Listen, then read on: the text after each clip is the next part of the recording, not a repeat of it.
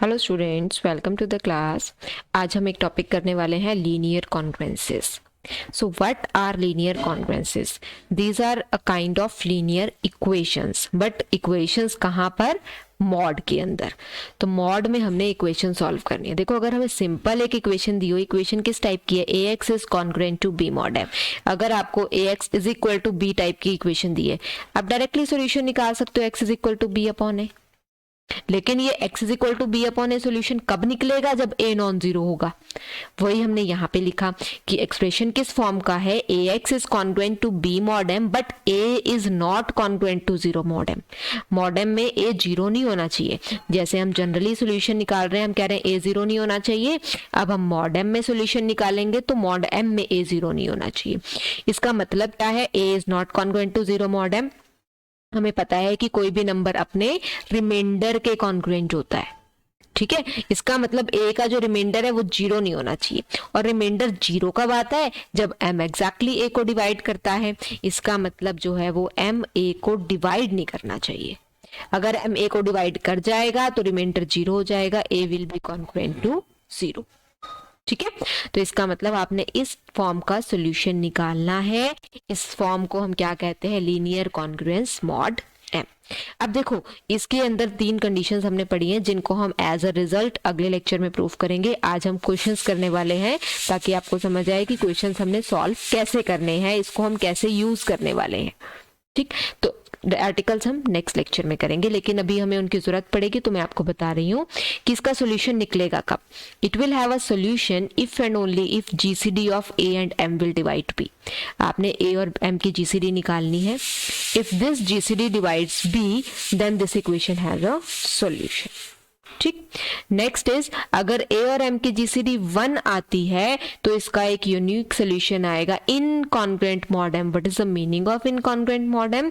कि सोल्यूशन तो आपके पास बहुत सारे आते हैं, लेकिन मॉड एम के अंदर एक सोल्यूशन आएगा। यानी कि अगर दूसरा सोल्यूशन लोगे मॉड एम के अंदर तो वो दोनों सोल्यूशन कॉन्ग्रुएंट होंगे। दो इनकॉन्ग्रुएंट सोल्यूशन नहीं आएंगे, मतलब दो नंबर ऐसे नहीं आएंगे जो मॉड एम में सेम ना हो। अगर दो सॉल्यूशन आएंगे then they will be congruent in mod m, that means they will be same.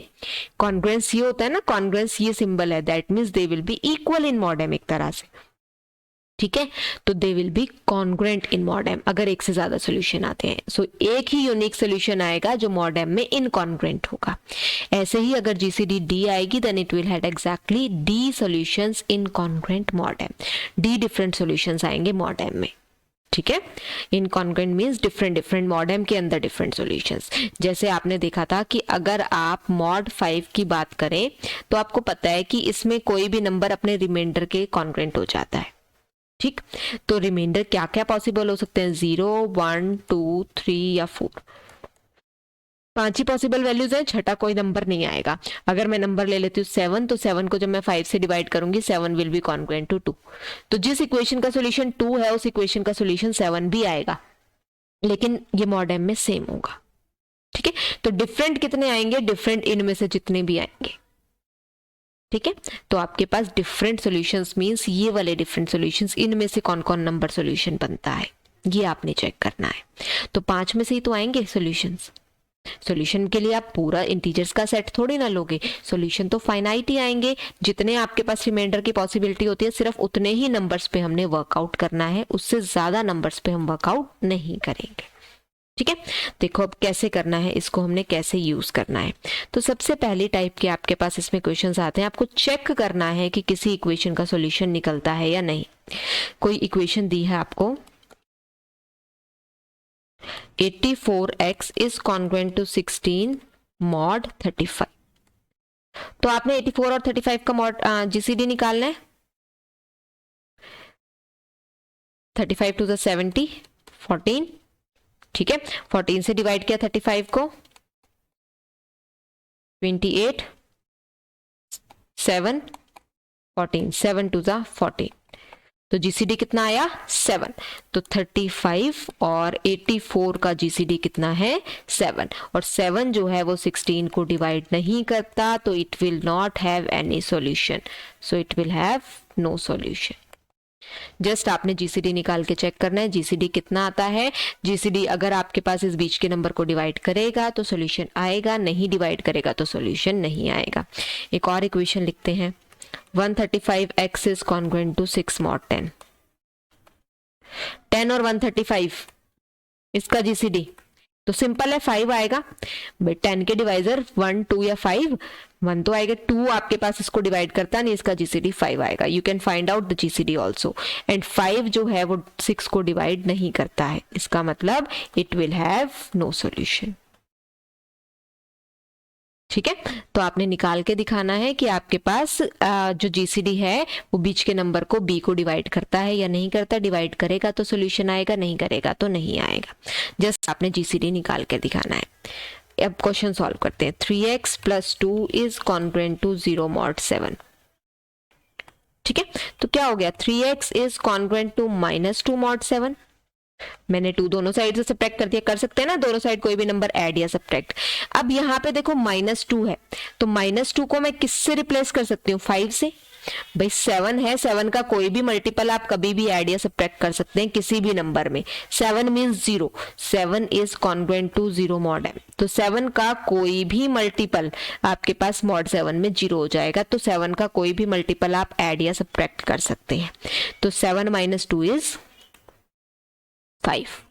तो इक्वेशन ये बनी। अब आपने ये सॉल्व करनी है। नेगेटिव से भी आप चाहो तो सॉल्व कर सकते हो, बट पॉजिटिव में कर लो तो भी ठीक है। दोनों तरह से आप सॉल्व कर सकते हो।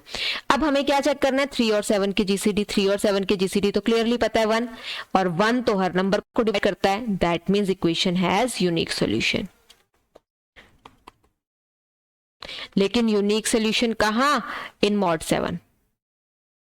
mod 7 में यूनिक सोल्यूशन होगा। सोल्यूशन कैसे निकालेंगे, अब हम क्या करते हैं, 3x is congruent to 5 mod 7 जो इक्वेशन है वो लिखते हैं। यहां हमने लिखना है 0। 0 मीन्स 7 का कोई मल्टीपल लिखना है। 7 अपने मल्टीपल्स के कॉन्ग्रुएंट है ना, 7 अपने मल्टीपल्स में 7 के मल्टीपल्स mod 7 में 0 के कॉन्ग्रुएंट है। तो यहाँ 7 का आपने ऐसा मल्टीपल लिखना है जिसमें अगर मैं 5 ऐड कर दूं तो 3 से वो डिवाइड हो जाए। ठीक है, अब वो कैसे लिखेंगे, 7 का मल्टीपल 7, 7 + 5 7 और 3 10 तो 12, 12, 3 से डिवाइड हो जाएगा। तो मैंने 0 इज कॉन्ग्रुएंट टू 7 mod 7 लिख दिया। तो इनको ऐड कर देते हैं, 3x is congruent to 12 mod 7। तो अब मैं 3 से डिवाइड कर सकती हूँ। आपने ये देखा था ना, आपने क्या लिखा था कि ax is congruent to bx mod m है।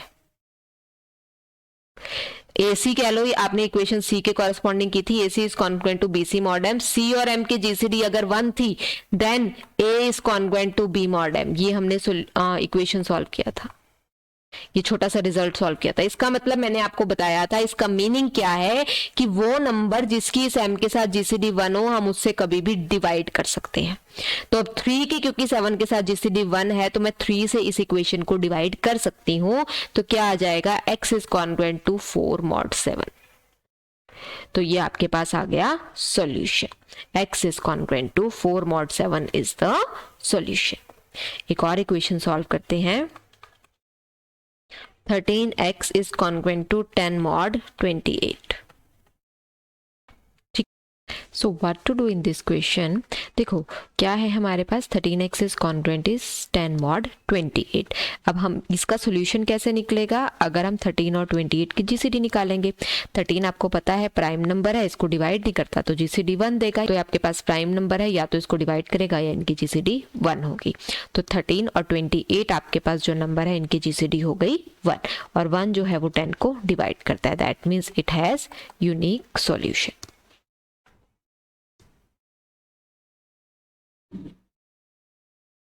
ठीक है, अब ये यूनिक सोल्यूशन हमने निकालना है।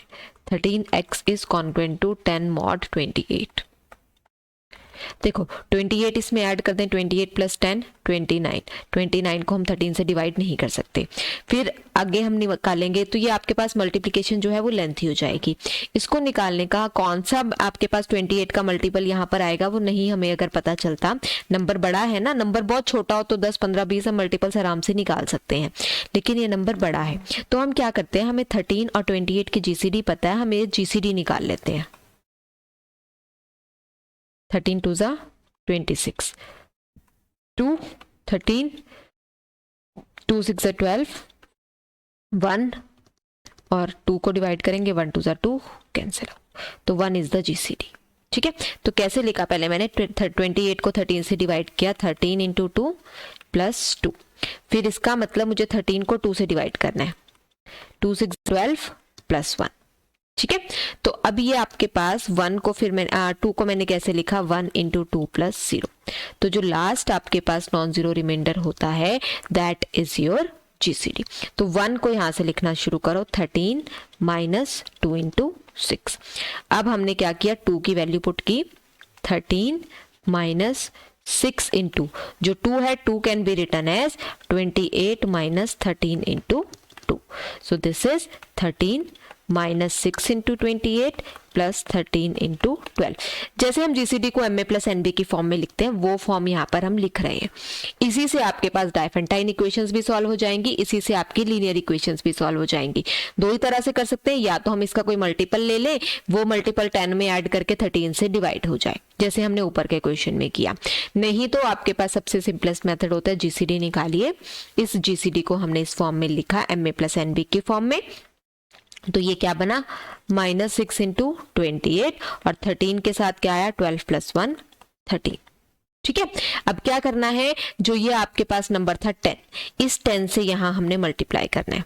10 is equal to minus 60 into 28 plus 13 into 130।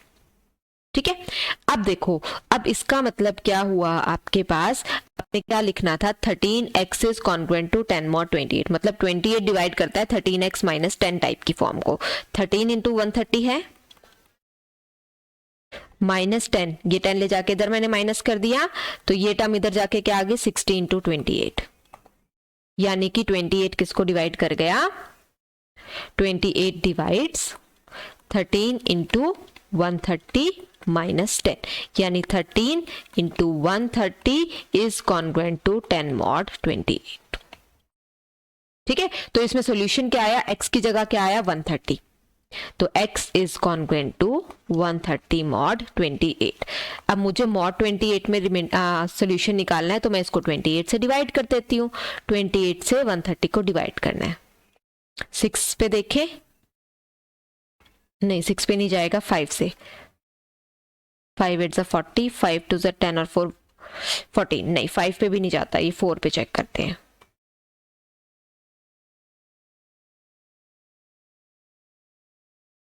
चार 8 32, 4 दूनी 8 और 3 11। ठीक है, 30 माइनस 10 20, 20 माइनस 2 18। ठीक है, तो रिमाइंडर कितना बचा, 18, तो x किसके कॉन्ग्रुएंट हो गया, 18 mod 28। तो सॉल्यूशन क्या आया आपके पास, 18 mod 28 इज द सॉल्यूशन। एक ही सॉल्यूशन आना था, सो दिस इज 18 mod 28। तो हमने क्या करना है, हमारे पास सॉल्यूशन निकालने का मेथड क्या है, हम जीसीडी को एमए प्लस एनबी की फॉर्म में लिख देंगे। फिर हमें mod 28 चाहिए था, तो 28 मैंने एक साइड कर दिया, बाकी दोनों टर्म्स मैंने एक साइड कर दी। तो 28 इस टर्म को डिवाइड करता है 13x माइनस 10 को, तो 13x is congruent to 10 mod 28, x की जगह क्या आ गया, 130। अब mod 28 में सॉल्यूशन निकालना था, तो मैंने 130 की वैल्यू mod 28 में निकाल दी। कैसे निकालते हैं, रिमाइंडर से हम इसे रिप्लेस कर देते हैं, 28 से डिवाइड किया, remainder is 18, 18 is the answer. ठीक है, एक क्वेश्चन और करते हैं, 3 4 2 x is congruent to 5 mod 13। ठीक है, अब mod 13 की बात करनी है। पहली बात, हम कोई भी काम कर रहे हैं, हमने क्या करना है, 13 अगर मॉड में काम कर रहे हैं तो मुझे 13 से बड़ा कोई नंबर नहीं लेना है। तो सबसे पहले तो आप लेना चाहो तो 342 और 13 की जीसीडी ले सकते हो। 13 क्या इसको डिवाइड करता है, 13 प्राइम नंबर है ना, या तो इसको डिवाइड करेगा या जीसीडी 1 देगा। 13 से इसको डिवाइड करके देखते हैं, डिवाइड हमें वैसे भी करना पड़ेगा। 13 दूनी 26, 82, 13 6 78, बचा 4, सो रिमाइंडर कितना आया, रिमाइंडर इज 4। ठीक है, तो आपके पास 13 इसको डिवाइड तो करता नहीं, डिवाइड नहीं करेगा, तो आपके पास देखो वैसे भी अगर आगे जीसीडी निकालनी, पहले मैंने इसको डिवाइड करना था, डिवाइड कर दिया, रिमाइंडर आ गया 4, 4 से 13 को करेंगे तो 4 3 12, रिमाइंडर 1, 1 से 4 को करेंगे 1 4 4, 0, तो जीसीडी कितनी आई 1 आई। अब रिमाइंडर फिलहाल कितना है, रिमाइंडर 4 है, ये भी मुझे जरूरत पड़ेगी, मुझे रिमाइंडर चाहिए और जीसीडी चाहिए।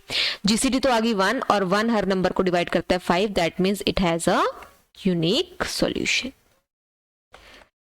अब क्या करना है हमने, हमारे पास क्या इक्वेशन थी, हमारे पास इक्वेशन थी 342x is congruent to 5 mod 13, और 342 किसके कॉन्ग्रुएंट है, 342 किसके इक्वल है, आपके पास 4 के इक्वल है mod 13 में। तो ये इक्वेशन बनी 4x is congruent to 5 mod 13। क्यों, क्योंकि 342 is congruent to 4 mod 13।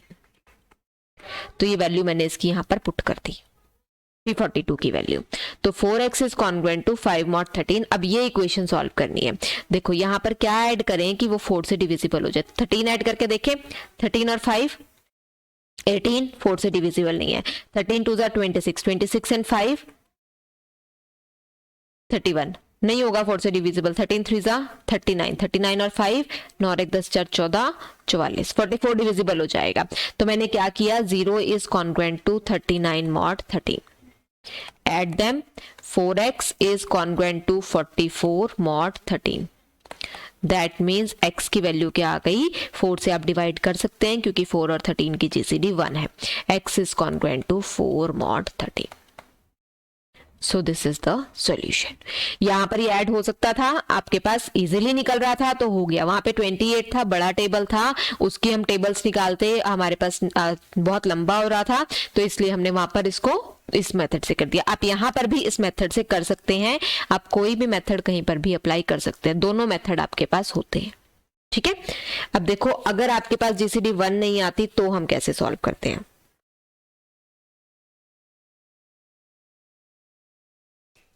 Suppose एक क्वेश्चन है हमारे पास 222x is congruent to 12 mod 18।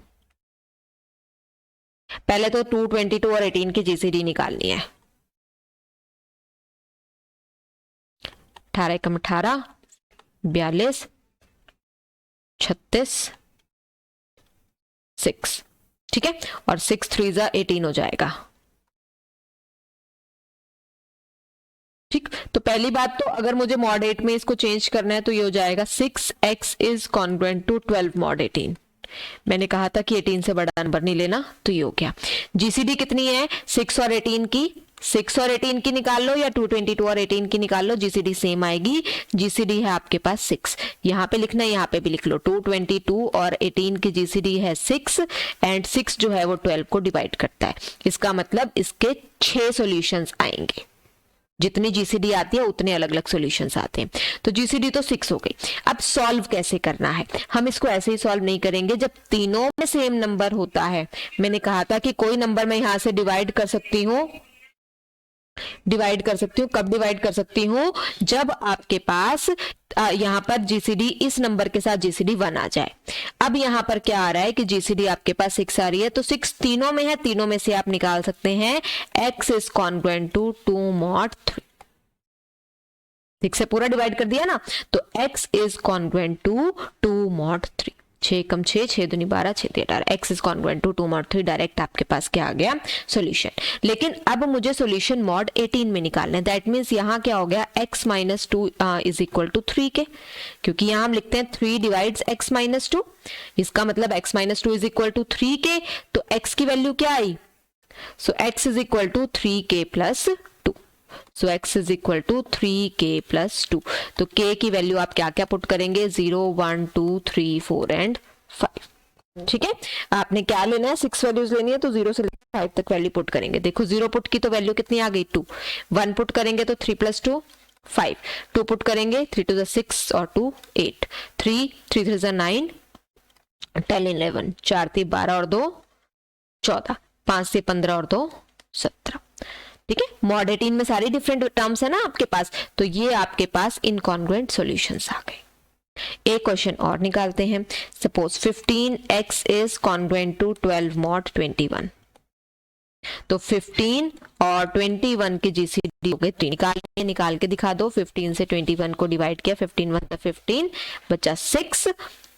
ठीक है, 6 से 15 को डिवाइड किया, 6 दूनी 12 बचा 3। 3 से 6 को डिवाइड करेंगे तो 3 2 6 डिवाइड हो गया। 3 इज द जीसीडी।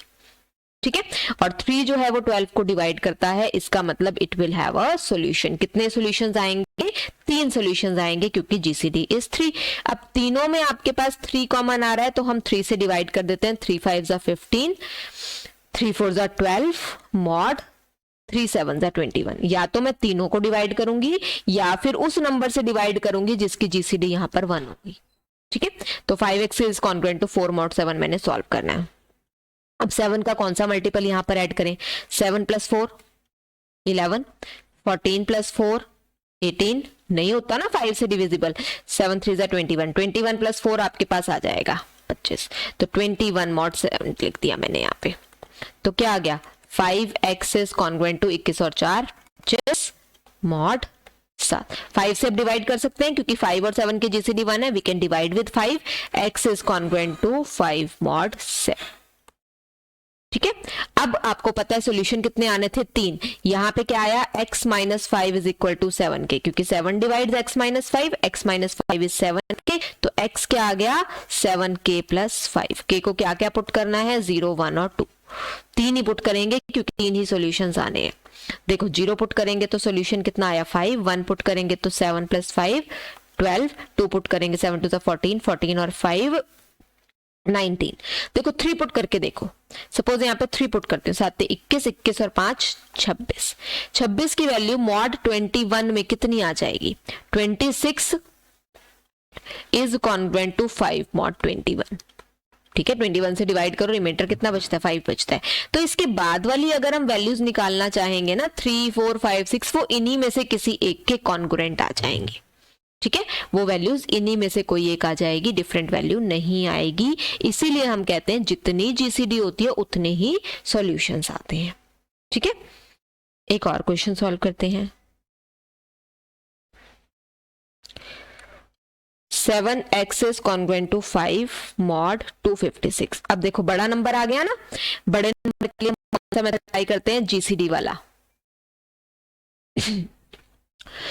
7 और 256 की जीसीडी, 256 को 7 से डिवाइड करना है।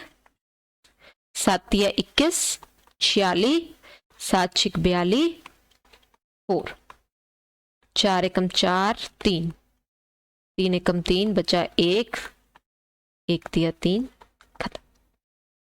ठीक है, जीसीडी निकालनी है, आप लोगों को आती है सिंपल। आपके पास कंटिन्यूअस डिवीजन होती है, जीसीडी इज 1 और 1 जो है वो 5 को डिवाइड करता है, यूनिक आपके पास इसका सोल्यूशन आएगा। तो हम क्या करते हैं, आप देखो इसको सॉल्व करेंगे तो हमारे पास बहुत लेंथी हो जाएगा। मॉड 256 में 256 का कौन सा मल्टीपल ऐड करें कि 7 से डिविजिबल हो जाए, तो वो निकालना बहुत लेंथी हो जाएगा। तो हम इसकी जीसीडी निकाल लेते हैं। जब ये नंबर बड़ा हो तो हम जीसीडी वाला मेथड ही अप्लाई करते हैं। तो जीसीडी हम कैसे निकालेंगे? 256 कैन बी रिटन एज 7 × 36 + 4। यही आया ना, 256 को किया, 36 आपके पास क्या आया? Quotient, 4 is the remainder. तो 7 × 36 + 4। फिर 7 को 4 से डिवाइड करना है, 4 × 4 = 3। फिर 4 को 3 से डिवाइड करना है, 3 1 = 3 + 1। 3 को 1 से डिवाइड करना है, 1 × 3 + 0। तो लास्ट जो आपके पास नॉन जीरो रिमाइंडर है उसको हम लिखना शुरू करते हैं। सो 1 कैन बी रिटन एज 4 - 3। फिर उसके बाद क्या है? लास्ट रिमाइंडर 3, 3 की वैल्यू पुट करेंगे, 4 - 7 - 4। ठीक है, तो 4 - 7 + 4, यानी कि 7 के साथ -1 और 4 के साथ कितना आया? 2। 1 + 1 2 टाइम्स। आपने इसको 4 + 4 8 नहीं करना, 4 नंबर 4 ही रहेगा क्योंकि यहां से हमने वैल्यू किसकी पुट करनी है? 4 की पुट करनी है। तो अब आपके पास 7 के साथ तो -1 है और 2, इसके साथ ये जो 4 है, 4 की वैल्यू पुट करते हैं, 256 - 7 × 36। तो अब 7 के साथ कितना आया? -1 तो ये आया, -2 × 36 72, तो -72 ये आया, और 256 × 2 ये आया। ठीक है, तो क्या आया आपके पास? 7 के साथ -73 और 256 के साथ 2 आया। किससे मल्टीप्लाई करना था? आपके पास दूसरी साइड क्या था? 7x is congruent to 5 mod 256, तो 5 से मल्टीप्लाई करना है। ये 1 की वैल्यू आई है तो मैं दोनों साइड 5 से मल्टीप्लाई करती हूँ। 5 इज इक्वल टू 7 × -73 × 5 प्लस 256 और इसके साथ 5 2 सा 10।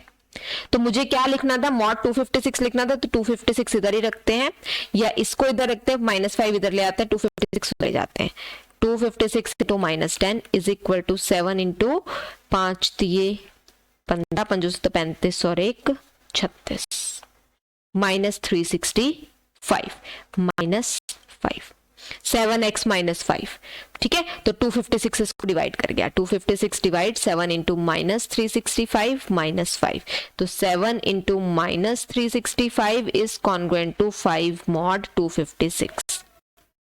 तो सॉल्यूशन में क्या आया, -365। So x is congruent to, x की जगह क्या आया है, -365, x is congruent to -365 mod 256। अब ये नेगेटिव है, हमें नेगेटिव सॉल्यूशन चाहिए नहीं, तो हम क्या करेंगे, इसको डिवाइड कर लेते हैं। देखो ये क्या बना आपके पास, 256 से करना था ना डिवाइड, -365 को क्या लें यहाँ पे कि आपके पास ये आ जाए, -2 ले लें, -2 से मल्टीप्लाई कर दे, क्योंकि आपके पास -1 से लेंगे तो आपके पास नहीं बनेगा ये पॉजिटिव। तो 6 दूनी 12, 5 दूनी 10, 1 11, 2 दूनी 4, 1 5, तो 512 -365 कितना बनेगा आपके पास, 512 -365। 7 10 में से 6 गया 4, 4 में से 3 गया 1, तो ये बचा 147। क्वेश्चन मैंने इसीलिए -2 लिखा है। हालांकि हम इस तरह से डिवाइड करते नहीं है, डिवीजन के कुछ रूल्स होते हैं, डिवीजन के रूल्स में होता है क्वोशंट आपका नेगेटिव आप इस तरह से नहीं ले सकते, रिमाइंडर पॉजिटिव जरूर आना चाहिए। ठीक है, तो आपके पास यहाँ पर क्या हुआ, हमारे पास क्या बच गया, x किसके कॉन्ग्रुएंट हो गया, 147 के। ठीक है, मुझे पॉजिटिव नंबर लेना था तो मैंने लिख दिया 147। आपको ऐसे नहीं लिखना, आप यहां से ऐसे भी लिख सकते हो कि 256 डिवाइड्स x प्लस 365, इधर लाके a माइनस b को m डिवाइड करता है, that means x plus 365 is equal to 256 k, तो x इज इक्वल टू 256 के माइनस 365। तो आपने ऐसा के निकालना है, इसको 1 से मल्टीप्लाई करके माइनस कर लो, पॉजिटिव वैल्यू आनी चाहिए बस, k को आप कुछ भी पुट करिए, 0 1 2 3 4, लीस्ट पॉजिटिव आपने निकाल कर दिखानी है। ठीक है, तो आप यहां से भी निकाल सकते हैं, आप ऐसे भी निकाल सकते हैं direct. So your solution is 147। So this is about linear congruences. कल हम इसके जो हमने रिजल्ट्स यूज किए हैं वो सब प्रूफ करेंगे। Thank you.